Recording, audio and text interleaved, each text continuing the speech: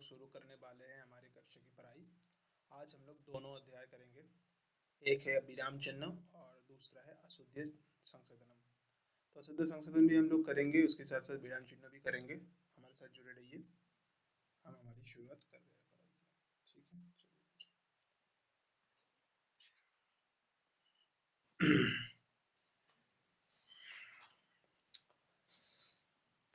Hello, শুনতে পাচ্ছ? Hello,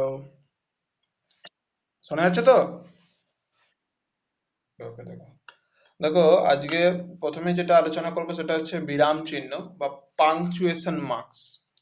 so punctuation marks আমরা নর্মাল কোর্সে ইংরেজিতে পড়তে অভ্যস্ত। যদিও ইংরেজিতে এর প্রয়োগ যেরকম হয়, কিন্তু ব্যাকরণ এ এতটা পড়ে না আমাদের। আমরা পড়তে যখন আমরা যখন ছোট ছোট ক্লাসে যখন আমরা পড়েছি তখন কিন্তু এটা নিয়ে যে এটা চ্যাপ্টার পরীক্ষায় হবে এরকম কোনো প্রেসারাইজ আমাদের বা আমাদের আলাদা করে শেখানো বা শেখা এইটা কিন্তু মাথায় অতটা ছিল না, ইংলিশে যতটুকু আমার মনে পড়ে। কিন্তু বাংলা বিরাম চিহ্ন বলে একটা অধ্যায় থাকতো, সেখানে কিন্তু বাংলার ব্যাকরণের ক্ষেত্রে কিছুটা হলেও শেখানো হতো। কোথায় দাঁড়ি বসবে, কোথায় কমা বসবে, কোথায় সেমিকোলন বসবে, কোথায় জিজ্ঞাসা চিহ্ন হবে, ঠিক আছে, এইসব জিনিসগুলো শেখানো হতো। তো এক্ষেত্রে হিন্দিতেও এটা জেনে রাখাটা খুবই জরুরি। পরীক্ষাতে আসবে, বাইরের যে কোনো পরীক্ষা দিতে গেলে সেক্ষেত্রে চেক করার জন্য দিতেই পারে, কারণ বাক্য তো বিভিন্ন রকমের হয়। আর হিন্দিতে সত্যি কথা বলতে কি, হিন্দিতে খুব বেশি যে প্রয়োগ হয় বিরাম চিহ্ন সেরকম নয়ও। খুবই ছোট এবং খুবই কম হয়। এতটাও হয় না যতটা হয় বাংলায় কিংবা ইংরেজির ক্ষেত্রে। তো দেখো হিন্দিটা শোনো, ছোট ছোট জিনিস আছে তারপরে বুঝতে পেরে।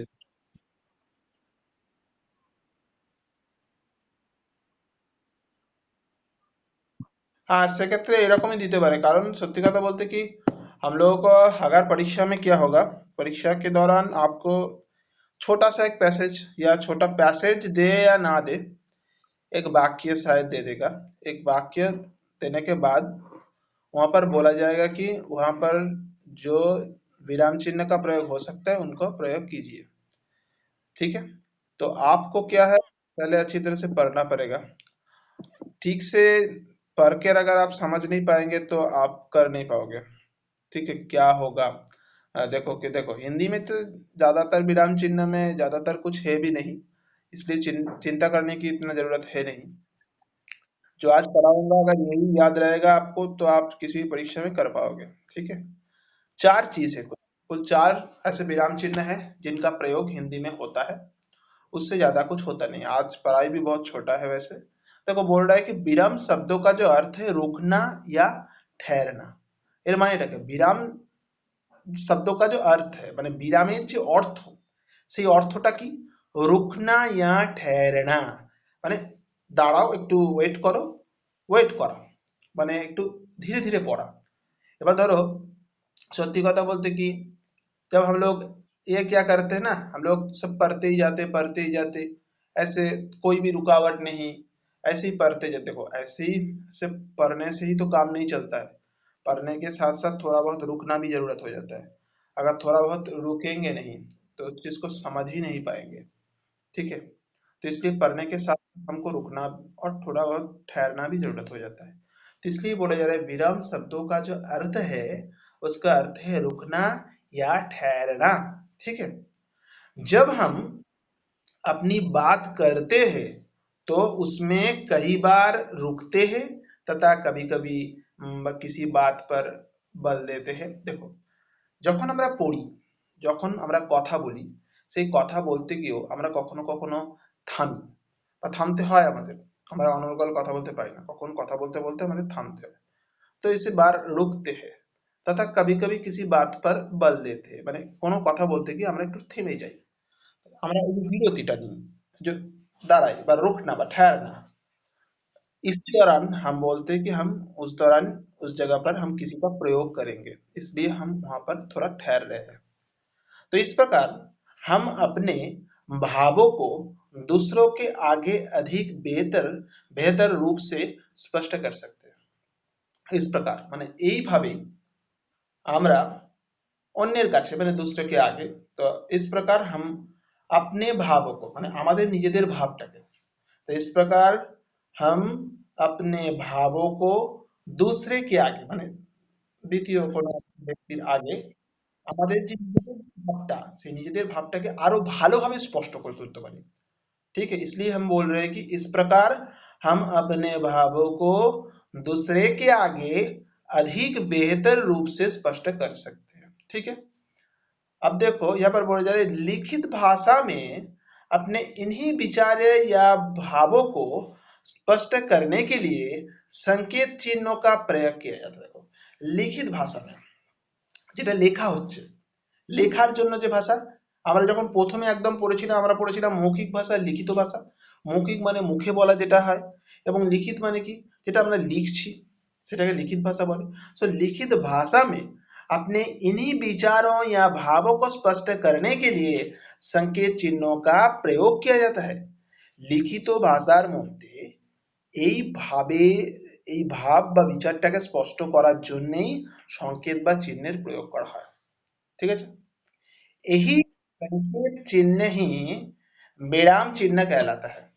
এই সংকেত চিহ্নটাকেই विराम चिन्ह বলা হয়। তাহলে এই যে संकेत चिन्ह है उनको विराम चिन्ह कहलाता है। ठीक, अब विराम चिन्ह भाषा में स्पष्टता लाने में सहायक होते हैं। विराम चिन्ह भाषा स्पष्टता आने में सहायक है। तो विराम चिन्ह भाषा में स्पष्टता लाने में सहायक होते हैं, भाषा स्पष्टता आनाর জন্য সেখানে সহায়ক হয়, तथा भाषा के सौंदर्य को बढ़ाने में भी मदद करते। তাহলে কি দাঁড়াচ্ছে বিরাম চিহ্ন ভাষার সৌন্দর্য তো স্পষ্ট করতেও কিন্তু ভাষার সৌন্দর্য বাড়ানোতেও কিন্তু সাহায্য করে। এই জন্যই বলা হচ্ছে विराम चिन्ह भाषा में स्पष्टता लाने में सहायक होते हैं तथा भाषा के सौंदर्य को बढ़ाने में भी मदद करते हैं। মানে কি হলো যে বিরাম চিহ্ন ভাষার স্পষ্টতা বা সহায়তা করার জন্য এবং ভাষার সৌন্দর্যটাকে বৃদ্ধি করার জন্য তাকে সাহায্য করে থাকে। ঠিক আছে, এবার দেখো তাহলে এবার আমাদের জানতে হবে যে विराम चिन्हটা काके बोले। तो विराम चिन्ह किसे कहते हैं? तो हम लोग विराम चिन्ह किसे कहते हैं अगर हमको पूछा जाए तो हम लोग क्या जवाब देंगे? तो इसका उत्तर में जो जवाब होगा वाक्य के बीच में, वाक्य के बीच बीच में, ओके, वाक्यों वाक्य के बीच बीच में थोड़ी देर के लिए रुकने के संकेत करने वाले चिन्हों को विराम चिन्ह कहते हैं। तो वाक्य के बीच बीच में, वाक्य के बीच बीच में थोड़ी देर के लिए रुकने, বাক্য যখন আমরা একটা আলোচনা করছি, বাক্যটাকে আলোচনা করতে করতে তার মাঝখানে যে আমরা থেমে যাচ্ছি না, যে থামাটা, तो वाक्य के बीच बीच में थोड़ी देर के लिए रुकने के संकेत करने वाले चिन्हों को उनको विराम चिन्ह कहते हैं। ওই যে কিছু কিছু ভাবে আমরা যে থেমে যাচ্ছি, ওই যে থেমে যাওয়া, ওই থেমে যাওয়াটাকেই বলা হচ্ছে কিন্তু বিরাম চিহ্ন। তাহলে वाक्य में बीच बीच में বাক্যটা আলোচনা করতে করতে এই যে মাঝে মাঝে আমরা কিছুক্ষণের জন্য যে থেমে যাচ্ছি, ठीक है, थोड़ी देर के लिए जो हम रुकने का संकेत करते वाले चिन्ह को ये जो থেমে যাই এটাকে বলা হচ্ছে विराम चिन्ह। इनको हम कहते हैं क्या? विराम चिन्ह कहते हैं। ठीक है, अब हमको देखना है, तो हमने तो विराम चिन्ह किसे कहते हैं हमने बता दिया।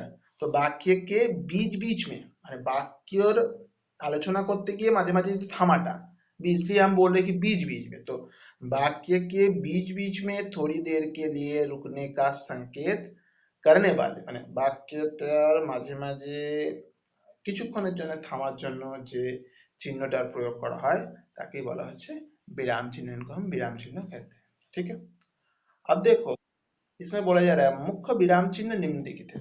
মুখ্যত এইখানে যে বিরাম চিহ্নগুলো সেগুলো কিরকম হয় বা সেগুলো কোন কোনগুলো হয় সেটা আমরা দেখব। কি যেমন ধরো पूर्ण विराम, पूर्ण विराम माने हिंदी में पूर्ण विराम, इसका इंग्लिश में अगर मीनिंग हमको आपको बोलना पड़े तो इसका होगा ফুল স্টপ। ইংরেজিতে যেটা আমরা ফুল স্টপ বলি, ঠিক আছে, এখানে हिंदी बोला হচ্ছে पूर्ण विराम। पूर्ण विराम आपको याद रखना पड़ेगा भाई कि क्या कहते हैं, इनको बोलते हैं पूर्ण विराम। तब पूर्ण विराम का पूर्ण विरामটা কিরকম হবে? বাংলায় যেটা আমরা বাংলায় যেটাকে আমরা বলি দাড়ি, দাড়ি ঠিক ওইরকম ভাবে চিহ্নটা হবে। এবার আমাদের যেরকम भावे আমাদের বিষयটাকে बुझते হবে, हम लोगों को जैसे कि इस विषय के बारे में हमको पूरी जानकारी तो चाहिए ही चाहिए, उसके साथ साथ हम लोगों को जो याद रखना पड़ेगा, ये जो चिन्ह है, ये चिन्ह कैसे दिखते हैं, इनका प्रयोग कहाँ पर होगा, इसको हमको अच्छी तरह से याद रखना पड़ेगा। देखो, पूर्ण विराम, यानी कि हमने बोल दिया भाई पूर्ण विराम को हमने फुल स्टॉप बोलते हैं, तो क्या होगा, कैसे होगा? पूर्ण विराम वाक्य के अंत में लगाया जाता है। पूर्ण विराम वाक्य और शेषे लगाना है, तो पूर्ण विराम जो है उसको वाक्य के अंत में लगाया जाता है, माने एकदम वाक्य शेषे लगाना है। जब वाक्य पूरा होता है तब इसका प्रयोग करते हैं। যখন একটা বাক্য সম্পূর্ণ হয়ে যায় তখনই কিন্তু তার প্রয়োগ করা হয়। तो क्या हो रहा है, पूर्ण विराम वाक्य के अंत में लगाया जाता है, पूर्ण विरामটা একদম বাক্যের শেষে লাগানো হয়। जब वाक्य पूरा होता है, মানে একটা বাক্য যখন সম্পূর্ণ হয়ে যায় तब इसका प्रयोग करते हैं, তখন আমরা এই पूर्ण विरामेर प्रयोग করে থাকি। হয়ে গেল? तो जैसे अगर हम कुछ वाक्य का प्रयोग करें यहाँ पर, मैं प्रतिदिन हिंदी पढ़ता हूँ, सूर्योदय हो रहा है, देखो मैं प्रतिदिन हिंदी पढ़ता हूँ, तो इसके बाद होगा ये पूर्ण विराम। सूर्योदय हो रहा है, तो सूर्योदय हो रहा है के बाद होगा पूर्ण विराम। ठीक है, तो ये सब कुछ बोलने के बाद ही हमको पूर्ण विराम देना है, इसके पूर्व भी देना नहीं है, इसके बाद में ही देना है, क्योंकि जब एक वाक्य पूरी तरीके से हो जाएगा तब जाकर हमको देना है एक पूर्ण विराम। जैसे कि यहाँ पर हो गया, तो पूर्ण विराम वाक्य में अंत में लगाया जाता है, जब वाक्य पूरा होता है तब इसका प्रयोग करते हैं। देखो यहाँ पर क्या हो रहा है, पूर्ण, हमने बोल दिया कि पूर्ण विराम जो होता है एकदम अंत में लगाए जाते हैं, पूर्ण विरामेर प्रयोगটা আমরা একদম শেষে করি। जब वाक्य पूरा होता है, মানে একটা বাক্য যখন সম্পূর্ণ হয়ে যায় तब इसका प्रयोग करते हैं, তখন এর প্রয়োগ করা হয়। जैसे कि मैं प्रतिदिन हिंदी पढ़ता हूँ, दाढ़ी माने पूर्ण विराम, सूर्योदय हो रहा है, तो उसके बाद पूर्ण विराम। ठीक है, एकदम एक दाढ़ी की तरह एक देना पड़ेगा। ठीक है, तो देखो अब जो है अल्प विराम, अगर अल्प विराम की बारे में बताया जाए, বাংলায় যেটাকে আমরা বলি কমা, इंग्लिशेও বলি কমা, সেটা হচ্ছে अल्प विराम। ठीक है, जब पूर्ण विराम से कम समय के लिए वाक्य के बीच में रुकना पड़े, ভালো করে বুঝবে, जब একটা পূর্ণ বিরামে একটা থামতে যতটা সময় নেওয়া হচ্ছে তার থেকে যদি একটু কম নেওয়া হয়, बोला जा रहा है जब पूर्ण विराम से कम समय के लिए वाक्य के बीच में रुकना पड़े तो अल्प विराम चिन्हों का प्रयोग किया जाता है। মানে একটা, মানে যখন পূর্ণ বিরামের থেকে কম সময় নিয়ে একটা বাক্যের মাঝখানে থামা হয় তখন অল্প বিরাম চিহ্নের প্রয়োগ করা হয়। কিরকম, मेज पर कलम अल्प विराम, पुस्तक और काफी रखे हैं, उसके बाद पूर्ण विराम। ठीक है, कविता बाजार गई, अल्प विराम, फल खरीदे और वापस लौट आए, उसके बाद पूर्ण विराम। तो इसी तरीके का आपका होता है, एक एक वाक्य लिया और एक वाक्य को ऐसे दिया गया जिसमें कि अल्प विराम भी होते। देखो एक चीज हमेशा याद रखना, वाक्य चाहे किसी भी तरीके का हो, सिर्फ आपको ध्यान रखना है कि वो प्रश्न पूछ रहा है कि नहीं। देखो प्रश्न अगर पूछेगा तो प्रश्नवाचक चिन्ह, क्वेश्चन मार्क्स, वो तो आप लोगों को मालूम है, वो तो दे दोगे, लेकिन हर एक वाक्य अंत में पूर्ण विराम होगा ही होगा। ठीक है, पूर्ण विराम आवश्यक है, हर एक वाक्य के अंत में पूर्ण विराम होगा ही होगा, लेकिन उसके अंदर में अगर थोड़ा बहुत रुकने का प्रयोग, रुकने पड़े तब जाकर हम लोगों को देखना पड़ेगा यहाँ पर अल्प विराम होगा कि नहीं। ठीक है, तो अल्प विराम क्या हुआ, जब पूर्ण विराम से कम समय के लिए वाक्य के बीच में रुकना पड़े, যখন পূর্ণ বিরামের থেকে কিছুটা কম সময়ের জন্য বাক্যর মাঝখানে থামা হয় তো अल्प विराम चिन्हों का प्रयोग किया जाता है, তখন অল্প বিরাম চিহ্নের প্রয়োগ করা হয়। जैसे क्या हो रहा है, मेज पर कलम, पुस्तक और कापी रखे हैं, उसके बाद आप देखो मेज पर कलम, उसके बाद तो हम अल्प विराम करेंगे, जब पुस्तक और काफी रखी है उसके बाद जगह हम पूर्ण विराम करेंगे। अब कविता बाजार गई, कविता बाजार गई के बाद से क्या होगा, अल्प विराम होगा, और उसके बाद की बात करें तो फल खरीदे और वापस लौट आए, उसके बाद आप पूर्ण विराम कर लेंगे। ठीक है, अब तीसरी बारी आ जाती है। तीसरी बारी क्या है? प्रश्नवाचक चिन्ह। देखो प्रश्नवाचक चिन्ह जिसको हम इंग्लिश में बोलते हैं mark of interrogation. Okay, mark of interrogation. So देखो प्रश्नवाचक चिन्ह, बातों से ही हमको पता चल रहा है कि इसका चिन्ह जो होगा कैसे होगा, हम लोग को मालूम भी है इसका चिन्ह कैसे होगा। तो देखो सुनो, तो जिस वाक्य में हम किसी से कोई प्रश्न पूछते हैं तो प्रश्नवाचक चिन्ह का प्रयोग किया जाता है। जिस वाक्य में যেই বাক্যের দ্বারা আমরা কাউকে প্রশ্ন করি সেই বাক্যের পরে প্রশ্নবাচক চিহ্নের প্রয়োগটা হয়। तो क्या हो रहा है? जिस वाक्य में हम किसी से कोई प्रश्न पूछते हैं तो प्रश्नवाचक चिन्ह का प्रयोग किया जाता है। जैसे क्या हो रहा है? तुम्हारे नाम क्या है? प्रश्नवाचक चिन्ह। तुम कौन हाइपेन सी कक्षा में पढ़ते हो? प्रश्नवाचक चिन्ह। तुम कहाँ रहते हो? प्रश्नवाचक चिन्ह। तुम्हारे पिताजी क्या है? प्रश्नवाचक चिन्ह। तो इस तरीके का वाक्य का सम्मुखीन अगर हमको करना पड़े तब जाकर हमको वहां पर प्रश्नवाचक चिन्ह का प्रयोग करना पड़ेगा। ठीक है, तुम्हारा नाम क्या है? तो इसमें तो यही सी बात है, इसमें प्रश्नवाचक चिन्ह है। तुम कौन सी कक्षा में पढ़ते हो? प्रश्नवाचक चिन्ह है। तुम कहाँ रहते हो? प्रश्नवाचक चिन्ह है। तुम्हारे पिताजी क्या है? प्रश्नवाचक चिन्ह। तो ऐसे हम लोगों को देखना है प्रश्नवाचक चिन्ह। अब आखिरी जो है चौथा, वो है विषयादि सूचक चिन्ह। विषयादि सूचक चिन्ह अच्छी तरह से समझ लो, जिसको हम इंग्लिश में बोलते हैं mark of exclamation. So mark of exclamation, मनुष्यों के मन में अनेक भाव उठते हैं, जैसे खुशी, भय, दुख, घृणा, आश्चर्य आदि। इन सभी को प्रकट करने के लिए विषयादि सूचक चिन्हों का प्रयोग किया जाता है। তো দেখো মানুষকে মানবে, দেখো মানুষের মনের মধ্যে অনেক রকমের ভাবের উদ্রেক হয়, ভাবের উদ্রেক হয়, ভাব জাগে। जैसे कि क्या हो रहा है? खुशी মানে आनंदित हवा, भय भय पेले, दुख किसी भी बात से दुख हुआ होगा शायद, घृणा किसी को जेलस, किसी के साथ थोड़ा अनबन हो गई, घृणा। आश्चर्य, कभी कभार ऐसा हो जाता है आश्चर्य हो गया किसी भी चीज को देखकर। ठीक है, तो इन सभी भावों को प्रकट करने के लिए এই সমস্ত ভাবকে প্রকট করবার জন্য বিস্ময়াদি চিহ্নের প্রয়োগ করা হয়। जैसे वाह, हम ये मैच भी जीत गए। वाह, तो ये वाह, हम ये मैच भी जीत गए, वाह शब्दों के बाद विस्मय सूचक देना है। एक पूर्ण विराम के बाद ऐसे नीचे में एक स्टॉप दे दो, जैसे कि एक छोटा सा डॉट बिंदी की तरह दे दो, बस हो जाएगा विस्मय सूचक चिन्ह। छी, यहाँ इतनी गंदगी क्यों है? छी, छी के बाद विस्मय सूचक चिन्ह का प्रयोग, विस्मय आदि सूचक चिन्ह का प्रयोग करना पड़ेगा। उसके बाद यहाँ इतनी गंदगी क्यों है? उसके बाद प्रश्न सूचक चिन्ह का प्रयोग करना पड़ेगा। एक वाक्य को अच्छी तरह से देखना पड़ेगा, इसलिए देखना पड़ेगा, आपको अच्छी तरह से याद रखना है।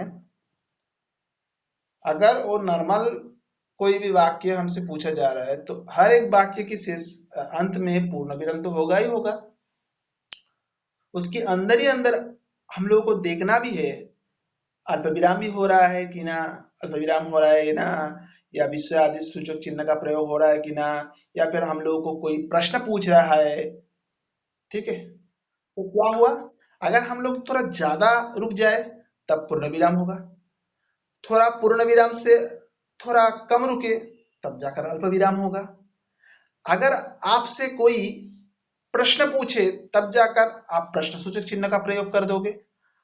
मनुष्यों के अंदर बहुत सारे भाव का उद्रेक होता है, जैसे कि हम अगर खुश हुए तो आनंदित होते हैं, हंसते हैं। अगर हमको किसी चीज से बुरा लगे तो हम दुखी हो जाते हैं, रोते हैं। अगर हमको किसी चीज से डर लगता है तो हम भयभीत हो जाते हैं। ऐसे हुआ कि कभी परीक्षा की रिजल्ट निकलने वाली है, आप आपका परीक्षा का रिजल्ट ऐसा होगा, आपने तय कर लिया भाई हम हमारा तो रिजल्ट भाई हमने ऐसे परीक्षा दिया है, तो इतना मार्क्स तो हमको आ ही जाएगा, तो कोई दिक्कत नहीं है, हमको चिंता करने की जरूरत नहीं है। तो भाई भी तब नहीं है। अब घृणा जो है,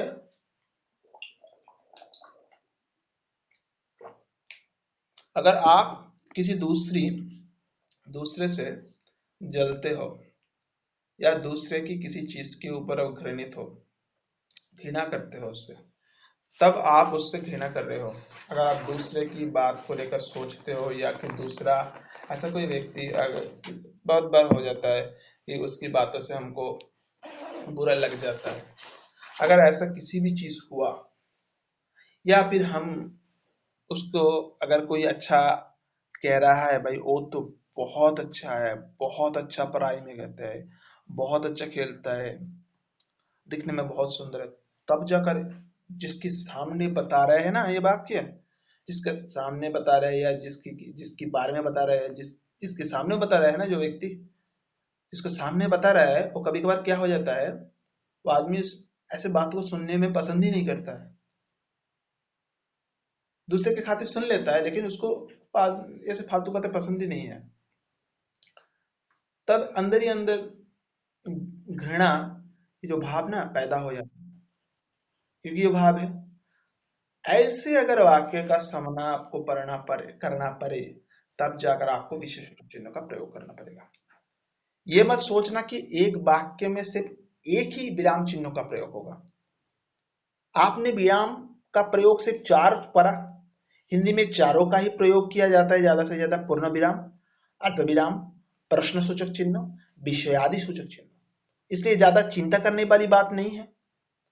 पूर्ण विराम का चिन्ह एकदम इंग्लिश की বাংলায় দাঁড়ি দেওয়ার মতো, অল্প বিরামের চিহ্ন কমা দেওয়া, প্রশ্নবাচক চিহ্ন বলবার কিছু নেই, জানা আছে, বিশ্বসাদীর চিহ্ন তো বলার কিছু নেই, সেটাও জানা আছে। तो हम लोगों ने इस अध्याय यानी कि विराम चिन्ह अध्याय से हम लोगों ने क्या सीखा, हमने सीखा समय क्या दिख रहे हैं। एक एनसीईआरटी का पुस्तक का यही एक खास बात होता है, एनसीईआरटी के कुछ भी पुस्तक देखो आप, हर पुस्तक के अंत में आप जो अध्याय पढ़ रहे हो, उस अध्याय से जो निचोड़ यानी कि उस अध्याय का जो पूरा होता है, होने के बावजूद पूरा एक सार, एक हमने सीखा, डू यू नो दैट, इस तरीके का इंग्लिश में हो जाता है। सो आपको देखना पड़ता है। देखो क्या, वाक्य के बीच बीच में थोड़ी देर के लिए रुकने का संकेत करने वाले चिन्हों को, तो वाक्य के बीच बीच में थोड़ी देर के लिए रुकने का संकेत करने वाले चिन्ह को विराम चिन्ह कहते हैं। वाक्य মাঝে মাঝে থামা, এই যে চিহ্নটা, তাকে কিন্তু विराम चिन्ह बोला है। ओके, तो वाक्य के अंत में लगाए जाने वाले चिन्ह पूर्ण विराम कहलाते हैं। वाक्य शेष, तो वाक्य के अंत में लगाया जाने वाले चिन्ह को पूर्ण विराम कहलाते हैं। ठीक है, जब पूर्ण विराम से कम समय के लिए वाक्य के बीच में रुकना पड़े, तो अच्छी तरह से समझ लें इस बात को, जब पूर्ण विराम से कम समय के लिए, जब पूर्ण विराम से कम समय के लिए वाक्य के बीच में रुकना पड़े, तो अल्प विराम चिन्हों का प्रयोग किया जाता है। ठीक है, और जिस वाक्य में प्रश्न पूछा जाता है उसके अंत में प्रश्नवाचक चिन्ह का प्रयोग किया जाता है। अब हर्ष, आश्चर्य, घृणा, मन के भावों को प्रकट करने के लिए विषय आदि चिन्हों का प्रयोग किया जाता है। ठीक है, इससे और ज्यादा कुछ नहीं है। जैसे है आप जैसे कि अच्छा प्रश्न पूछा जाता है, मैं आपको बता देती हूँ। वैसे बोल रहा है कमा चिन्हटा दिए বলা হয়েছে, इस चिन्ह को क्या कहते हैं, कमा चिन्हटा दिए, तो आपको मालूम है इसको अल्प विराम कहते हैं। विश्वादिसूचक चिन्ह है हाँ बोलो। ओके, তো দেখো কমা চিহ্নটা দিয়ে বলছে যে इस चिन्ह को क्या कहते हैं। ऑप्शन नंबर 1 पूर्ण विराम, ऑप्शन नंबर 2 प्रश्नसूचक, ऑप्शन नंबर 3 अल्प विराम, ऑप्शन नंबर 4 इनमें से कोई नहीं। तो क्या उत्तर बोलोगे आप अगर आपसे पूछा जाए।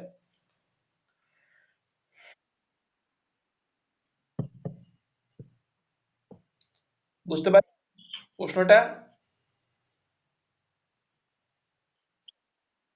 हाँ, कॉमा चिन्हटा दिया হলো, इस चिन्ह को क्या कहते हैं। नंबर 1 पूर्ण विराम, नंबर 2 प्रश्न सूचक, नंबर 3 इनमें से कोई नहीं, नंबर 4 अल्प विराम। Okay good.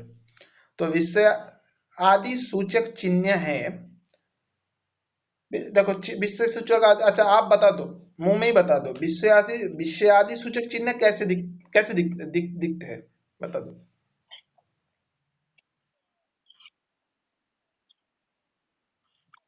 ठीक है ओके। अगर अब अच्छी तरह से सुन लो, वाक्य के पूर्ण होने पर लगाया जाने वाला चिन्ह कहलाते हैं नंबर 1 अल्पविराम, नंबर 2 पूर्ण विराम, नंबर 3 विषयादि सूचक, नंबर 4 प्रोक्त। ठीक है गुड। देखो अब प्रश्न कर रहा है कि विराम चिन्ह किसे कहते हैं। देखो जैसे तो संज्ञा आपको याद करने की कोई जरूरत भी है नहीं, क्योंकि आपको प्रैक्टिस करने के लिए वाक्य दिया जाएगा, उस वाक्य के अंदर कैसे प्रयोग करना उसे आपको देखना होगा। ठीक है, देखो विराम चिन्ह किसे कहते हैं तो लिख दो, वाक्य के बीच बीच में थोड़ी देर के लिए रुकने का संकेत करने वाले चिन्ह को विराम चिन्ह कहते हैं। बस हो गया, और कुछ लिखने की जरूरत नहीं है। और दिया है निम्नलिखित चिन्हों का प्रयोग करते हुए एक एक वाक्य बनाए। देखिए ऐसे दे सकता है, ऐसे कभी कभार परीक्षा में दे दे सकता है। यहाँ पर जैसे बोल रहा है ना, निम्नलिखित चिन्हों का प्रयोग करते हुए एक एक वाक्य बनाइए, जैसे कि पूर्ण विराम, अल्प विराम, प्रश्नवाचक चिन्ह, विशेष आदि सूचक चिन्ह। तो इससे करने में आपको कोई दिक्कत होनी नहीं चाहिए। अगर पूर्ण विराम, अगर मैं आपसे पूछूं पूर्ण विराम से इंटू एक वाक्य बनाओ, एक वाक्य बोलो ऐसे जिसके अंत में आप पूर्ण विराम का प्रयोग करोगे, तो आप क्या बोलोगे जरा बताओ।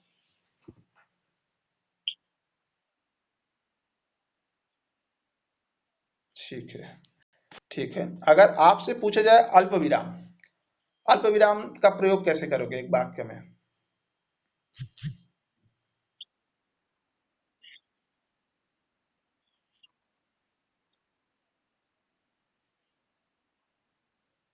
तो ठीक है, और अंत में क्या होगा। ठीक है, वो बात आपको बताना पड़ेगा। देखो एक वाक्य मैंने, एक नॉर्मल, सॉरी, एक साधारण जो वाक्य होता है, एक साधारण वाक्य के अंत में पूर्ण विराम होगा ही होगा।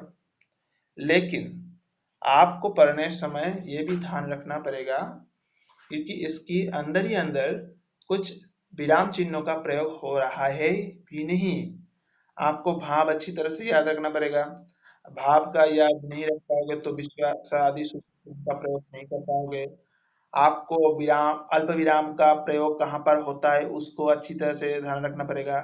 तो पूर्ण विराम तो एकदम वाक्य के अंत में होता है, और प्रश्नवाचक चिन्ह तो समझना वैसे कोई दिक्कत वाली चीज है नहीं। हम्म। अगर प्रश्नवाचक चिन्ह आपसे पूछे तो इससे क्या उदाहरण दो, बताओ। हाँ प्रश्न सूचक चिन्ह क्या बोलोगे, एक वाक्य का प्रयोग उदाहरण दो।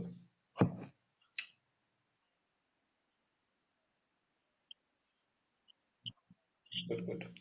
अगर आपसे पूछा जाए कि विषयादि सूचक चिन्ह का प्रयोग करके एक उदाहरण दो रिंटू।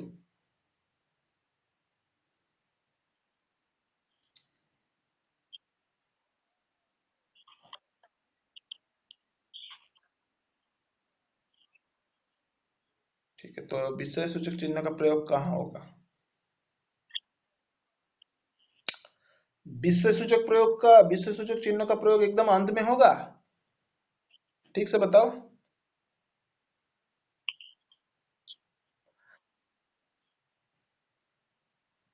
प्रयास। देखो देखो एक चीज बता देता हूँ, जब विषय आदि सूचक का प्रयोग होगा ना, तब विषय आदि सूचक प्रयोग उसका पूर्व ही हो जाएगा। एक जब आप वाक्य का प्रयोग कर रहे हो, आप जैसे कि मैंने बोला, छी, यहाँ इतना गंदगी क्यों है, ऐसे मैंने प्रयोग किया ना, छी। कभी कभार हो जाता है ना, आप अस्पताल में गए अ, अपनी पिताजी को दिखाने के लिए, आपने पिताजी को अस्पताल में भर्ती कर दिया। अब देखो, अस्पताल में दाखिला, सॉरी भर्ती में दाखिला, आपने अस्पताल में दाखिला तो कर दिया पिताजी का। अब हर वक्त तो आपको पिताजी के पास रहने के लिए देगा क्या? अब बताओ, हर वक्त हर समय एक हॉस्पिटल में आप जब आपको पिताजी को या मम्मी जी को दाखिला कर दोगे, आपका हर वक्त उनके साथ रह सकते हो? नहीं, तो नहीं रह सकते।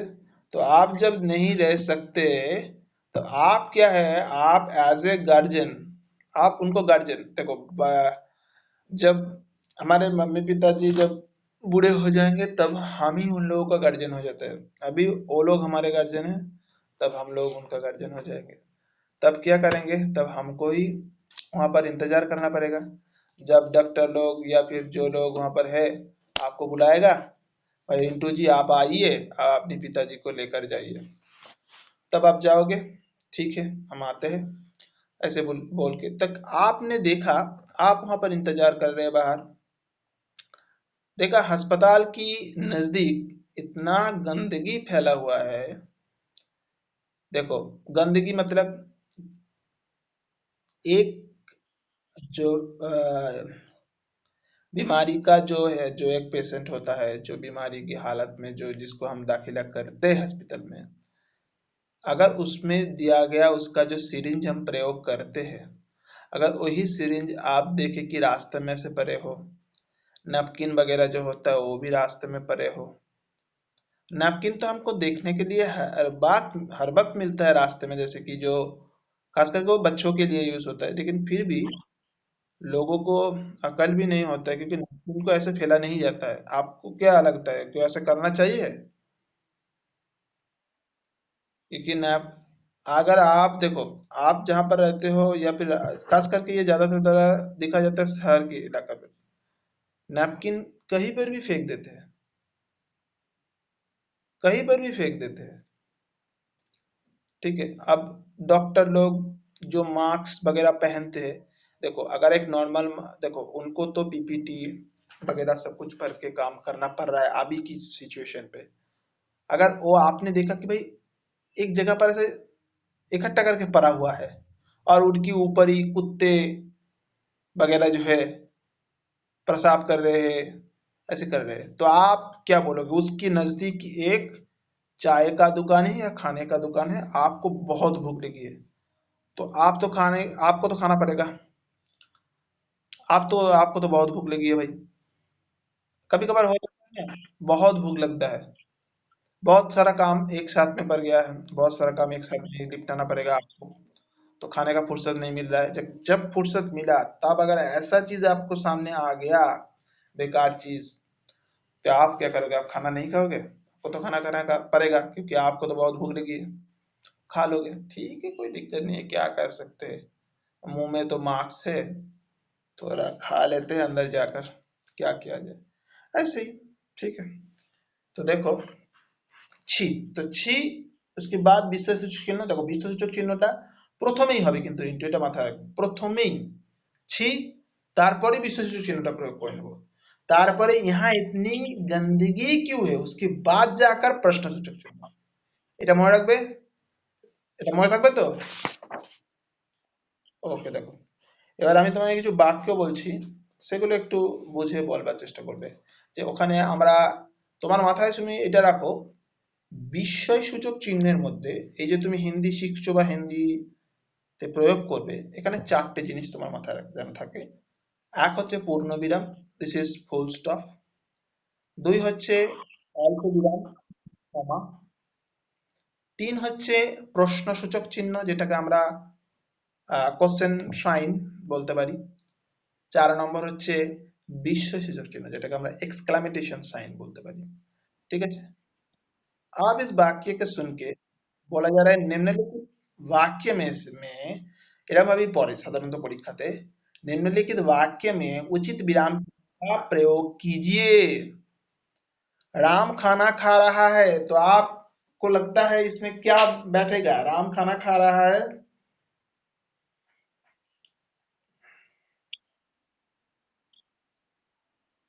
ठीक है। रोशन, तुम स्कूल क्यों नहीं गए?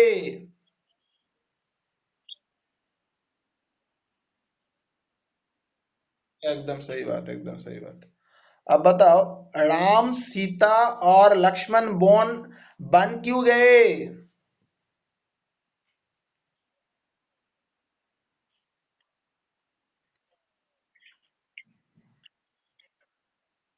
देखो, आपने सही बोला, आपने पूरा गलत नहीं बोला, लेकिन एक चीज ध्यान रखो।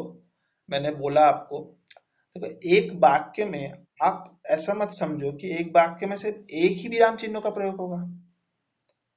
आपको ध्यान रखना पड़ेगा एक से ज्यादा हो रहा है कि नहीं। यहाँ पर वाक्य मैंने क्या बोला? राम, सीता और लक्ष्मण वन क्यों गए? तो देखो, राम के बाद अल्प विराम होगा कि नहीं?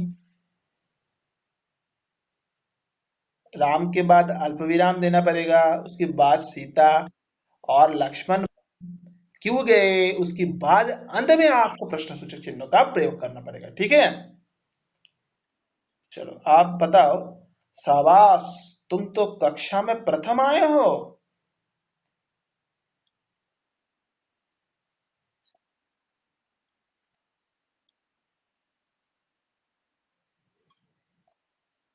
हम्म, बोलिए सिंटू।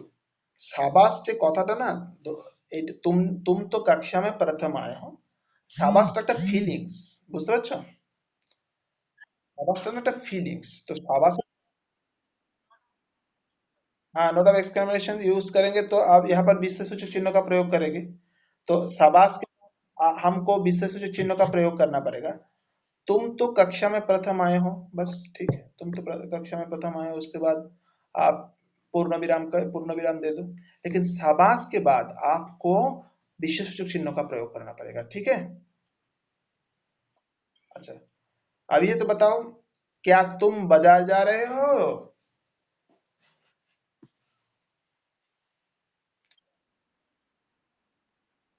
क्या तुम बाजार जा रहे हो?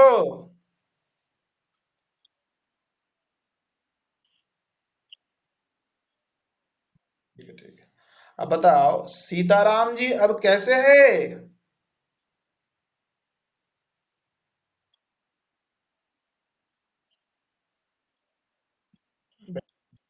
Very good. अब बताओ, छी छी, कितनी बदबू है यहाँ?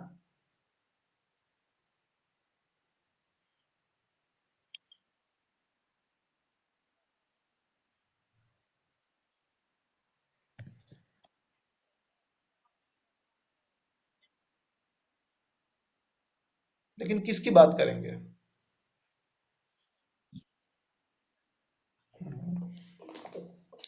अंत में कुछ होगा?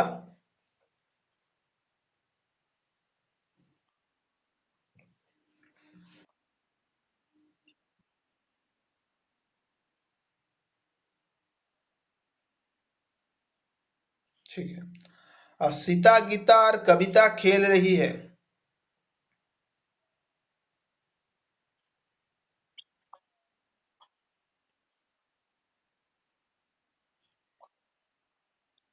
हम्म, ठीक है,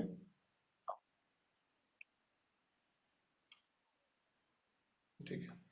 अरे वाह, ये तो बहुत सुंदर है।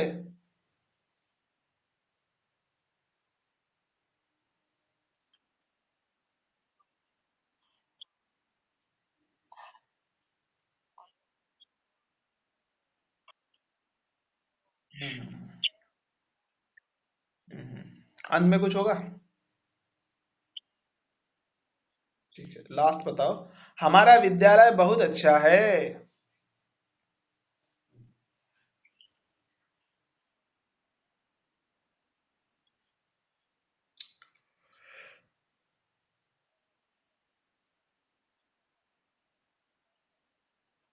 ठीक है, गुड। अब हम लोग जो है नया अध्याय देखेंगे जिसका नाम है सामान्य अशुद्धियां। देखो सामान्य अशुद्धियां बहुत आसान है। सामान्य अशुद्धियां में हमको सिर्फ कभी कभार क्या हो जाता है, বাংলায় যেটা আমরা সত্যি কথা বলতে কি আমরা পড়েছি না বানান শুদ্ধ, বানান পড়েছি না, তো বাংলায় বানান পড়েছি, হিন্দিতে এটাকে বলছে সামান্য অশুদ্ধিয়া, इंग्लिश से बचे कॉमन एरर्स, कॉमन एरर्स। तो शुद्ध लेखन का मुख्य आधार शुद्ध उच्चारण ही होता है। देखो শুদ্ধ লেখন, একটা লেখা শুদ্ধ কখন হবে, একটা লেখা শুদ্ধ তখন হবে যখন তোমার যে উচ্চারণটা সঠিক হবে, তাই না? তুমি তো এটা মানবে নিশ্চয়ই। তো শুদ্ধ লেখন का मुख्य आधार शुद्ध उच्चारण ही होता है। একটা শুদ্ধ যে লেখন, একটা শুদ্ধ লেখনের মুখ্য আধার শুদ্ধ উচ্চারণটাই হয়। यदि शुद्ध उच्चारण ना हो, यदि शुद्ध उच्चारण ना হয়, तो लेखन में सामान्य अशुद्धियां होना संभव है। देखो যদি শুদ্ধ উচ্চারণ না হয় তাহলে লেখনীতে সামান্য অশুদ্ধি বা ভুল হওয়ার সম্ভাবনা থেকে যায়। ঠিক আছে? अतः शुद्ध उच्चारण की ओर ध्यान देना चाहिए। অতএব আমাদের শুদ্ধ উচ্চারণের দিকে একটু নজর দেওয়া উচিত, তাকি হিন্দি লেখন মে অশুদ্ধিয়াं না हो। অতএব যাতে করে আমাদের হিন্দি যে লেখনীটা আমরা লিখবো তাতে যাতে ভুল ভ্রান্তি না হয়। বর্তনী কি कुछ सामान्य अशुद्धियां देखिए, মানে এখানে দেওয়া কিছু অশুদ্ধিগুলোকে দেখো। देखो अशुद्धियों में, देखो अशुद्धियों में क्या है, हम बोलते तालाब, तालाब, देखो वो तालाब नहीं होता है, सही जो होता है ना तालाब होता है, तालाब, तका लका ब, वर्गीय व, जिसका पेट कटा हुआ होता है। आहार नहीं होता है, आहार नहीं होता है, होता है आहार, आ हकार र। अब जो पत्नी है ना, पत्नी का स्पेलिंग प तैनाई दीर्घी होता है, हंसी नहीं होता है, ये गलत होगा। अब अग्नि आगाणय हंसी अगर लिख दिया जाए ना तो ये गलत हो जाएगा। आपको अशुद्धि के साथ साथ आपको अशुद्धि भी जानना है, आपको शुद्ध विवरण भी जानना है। क्योंकि अगर आप अशुद्ध नहीं जान पाओगे ना, कभी कभार बोल देते हैं ना भाई आप तो जो है अशुद्धिया को संशोधित करना है, तो आप जो है सिर्फ संशोधन को ही देख लो, अशुद्धियां देख कर क्या पता। अरे भाई आपको अगर अशुद्धियों के बारे में पता नहीं चलेगा, अगर आपको अशुद्धियों के बारे में नहीं पता होगा ना, तब आप ठीक तरीके से शुद्धि भी कर नहीं पाओगे। कभी कभार इसी गलती की वजह से ना बंगाल में जब बानान शुद्ध जब आता था तब छात्र वगैरह गलत कर दिया करते थे। हिंदी में भी ऐसा हो जाएगा, अगर आप शुद्ध उच्चारण जैसे कर नहीं पाते हो तो शुद्ध आप लिख नहीं पाओगे। आप अगर जब पढ़ रहे हो अशुद्धों को नहीं देख रहे हो, सिर्फ शुद्धों को ही देख रहे हो तो नहीं चलेगा। परीक्षा में ये कैसे देता है, आपको एकदम पजल कर देगा भाई। आपके सामने शुद्ध अशुद्ध दोनों दिया जाएगा, आपको बोला जाएगा भाई आप शुद्ध जो है चयन कर लो खुद ब खुद। देखो आपके सामने शुद्ध अशुद्ध दोनों दिया जाएगा, आपको खुद ब खुद चयन कर लेना है कि कौन सा चीज शुद्ध होगा और कौन सा चीज पे अशुद्ध होगा। तो इसके लिए क्या है, आपको शुद्ध भी जानना है, आपको अशुद्ध भी जानना है। ठीक है, हम अग्नि में थे तो आगणय हसी अगर होगा तो ये गलत हो जाएगा, इसका सही होगा आगणय हसी। दीवार का जो सही होगा, दीवार दीर्घी बया कर रहा होगा, लेकिन दहसी बया कर रहा अगर लिख दिया जाए तो गलत हो जाएगा। ठीक है, उड़ती पैदीर्घ तैरे दीर्घी अगर लिख दिया जाए तो गलत हो जाएगा, सही होगा पैदीर्घ तैरे फंसी। महीना, देखो महीना माँ हैसी दंत आकार, ये सही नहीं है, सही है माँ हैदीर्घी दंत आकार, तो ये गलत होगा। वापिस बा का पैशी दंत सही नहीं है, ये सही होगा वापस, बा का पौ दंत। सैना दंत दंत का सैना नहीं है, सेना बोला जाता है, सेना दंत का दंत का। अब पुण्य पयस्सु दंत पला पुण्य सही नहीं है, पुण्य सही स्पेलिंग है पुण्य पयस्सु मध्य पला। अब दर्पण द पारे दंतना नहीं होता है, दर्पण द पारे मध्य होता है। त्योहार तयपला ओकार हाकार रहा नहीं होता है, तयपला ओका हाकार रहा होता है। साधु दंत का नहीं होता है, साधु दंत का धसु होता है। जादू बरगज्जा का दहसु नहीं होता, जादू बरगज्जा का द दीर्घु होता है। प्रशंसा परापरा दंतस्थ अनुस्वार तलवस्य आका नहीं होता, प्रशंसा परापरा तलवस्य अनुस्वार दंतस्थ आका होता है। इसलिए में हस्सी दंतस्थ लैंगिक एका नहीं होता है, सही होता है हस्सी दंतस्थ लैसी ए होता है। चाकू चैका कहस्सु नहीं होता है, चाकू सही बना, सही स्पेलिंग चैका कै दीर्घ होता है। भूख भय दीर्घ कौ नहीं होता है, भैंसु ख होता है, भय दीर्घ ख होता है, भय दीर्घ कौ नहीं होता है, भय दीर्घ ख होता है, भूख होता है। अब आदर्श आ दरफला तलवस्त नहीं होता है, आ द तलवस्त रेप होता है, सही। विद्यालय बैसी भैजपला का ला उनतस्ता नहीं होता है, विद्यालय का स्पेलिंग होगा बैसी द हलंत अंतस्ता का ला उनतस्ता। स्वास्थ्य दंतस्तवा का दंतस्थ है, लिखने से नहीं होगा, दंतस्तवा का दंतस्थ है जफला सही होगा। कृपा नहीं होता है, कैरी पय जफला का, कृपया होता है, कैरी पा उनतस्ता का। पारिवारिक नहीं होता है, पारसी वाकारसी का, पारिवारिक होता है पाकारसी वाकारसी का। बारात बाकाराकत्ता नहीं होता है, बारात होता है बौराकत्ता। अतिथि अथैसी थैदीर्घी नहीं होता है, अतिथि होता है तैसी थैसी। कभी कब अदीर्घ नहीं होता है, कब ऐसी होता है। उन्नति हसु तंत्र तंत्र तदीर्घ नहीं होता है, उन्नति हसु तंत्र तंत्र तहसी होता है। श्रीमती तलबसुर दीर्घ मात तय हस्सी नहीं होता है, श्रीमती तलबसुर दीर्घ मात तय दीर्घी होता है। नायक का दंतनायक काया नहीं होता है, नायिका होता है, दंतनायक काया का नायिका। बंसी मायका डॉ नहीं होता है, बदिर्गी मायका डॉ बीमार होता है। चौरा दंतना चरण नहीं होता, चौरा चरण होता है। तलवस सुन्न नहीं होता, तलवस होता है। पौरा पौरा का दूसरा प्राण नहीं होता, पौरा का प्राण होता है। दैनिका दंतन नहीं होता, दैनिका होता है। पैर पूज्य नहीं होता, जबला पूज्य होता है। পয় होता, বলা অবশ্যই দন্তের নয় প্রশ্ন হয়। কয় উপকার কয় দীর্ঘই কিউ কি নয়, কয় বলা উপকার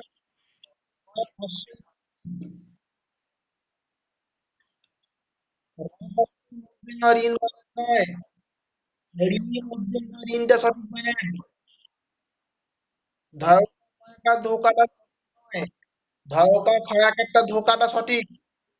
দন্তের কয়ের হয় না, ক পয়ঃষ্টি ২৯ টাকা ৩০ টাকা নয়, পেয়াসা পয়জা ক ৩৯ টাকা, ঠিক আছে। মধ্যে অবশ্যই তালু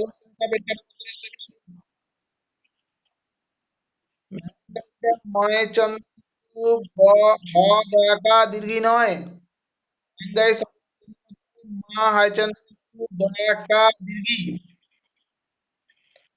দশটা জপল নয়, বিশ্ব সঠিক বাংলা ডায়েরি তালু ঠিক আছে, বুঝতে পারছো?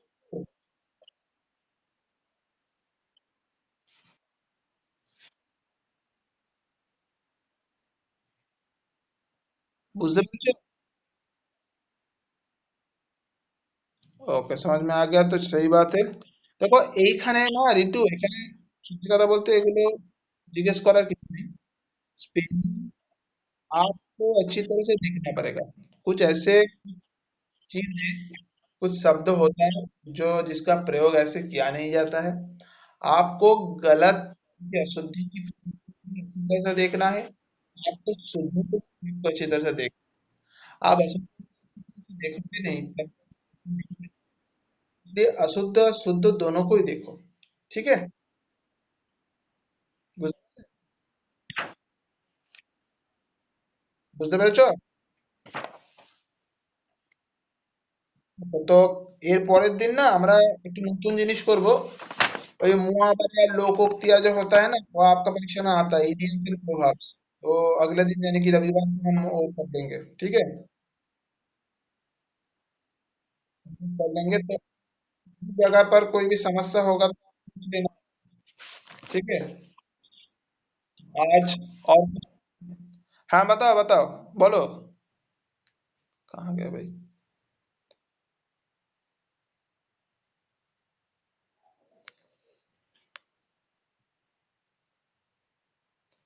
हाँ, बोलो।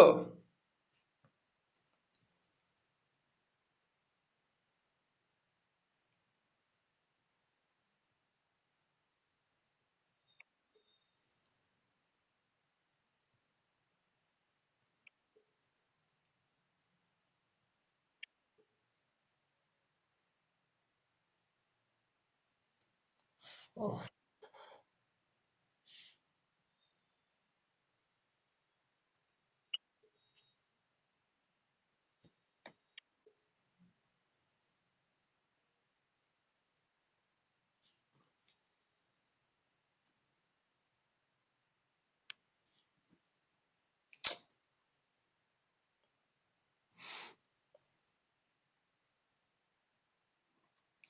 ठीक है।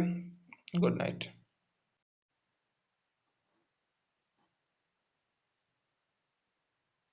Bye bye, take care.